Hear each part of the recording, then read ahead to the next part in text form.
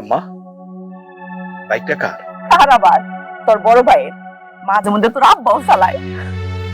এতবার না করার পরেও বড় ভাই বাইক কিনলো।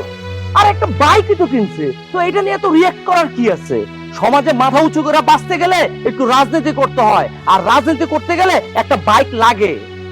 আব্বা, আমি অনেক কিছু ভাবছিলাম। প্রথমে ভাবছিলাম যে বাড়ি ঘরগুলো ঠিক করবো, একটা বিল্ডিং করবো। তারপর বড় ভাই তুমি যা খুশি কিনতা, বাইক কিনতে না হয় অন্য কিছু কিনতে, আমি না করতাম না। কিন্তু কিন্তু কি কি কিন্তু কি আইসা কি শুরু করছো? হ্যাঁ, বাইকই তো কিনছি, মার্সিডিজ গাড়ি তোর কিনি নাই। এ বাইক নিয়ে তোর এত কথা? তোরে আমি স্পষ্ট শোনাই দিতেছি, এই বাইকের যে টাকা আমি তোর মুখের উপর ছুড়ে ফেলাবো। তোর টাকা দিয়া আমি বাইক চালাবো। বড় ভাই, আমি কি কইতেছি আর তুমি কি কইতেছো? একটা বাইকই তো কিনছে, তো এটা নিয়ে এত ক্যাচালের কি আছে?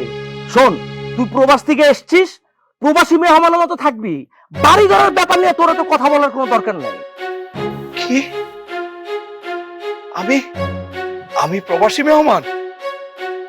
আম্মা, শুনলাম আব্বাটা কি কইলো? বাড়বে তো বাবা, তোর ভাবি নাস্তা বানাইছে, চল নাস্তা খাবি। আমি এখন নাস্তা খাবো না। আমি আমি আমার বন্ধুদের লোকে দেখা করতে যাবো। বাড়িতে তো আইসাও সারতে পারলি না, এখনই বন্ধু গুলোর লগে দেখা করতে যাবি?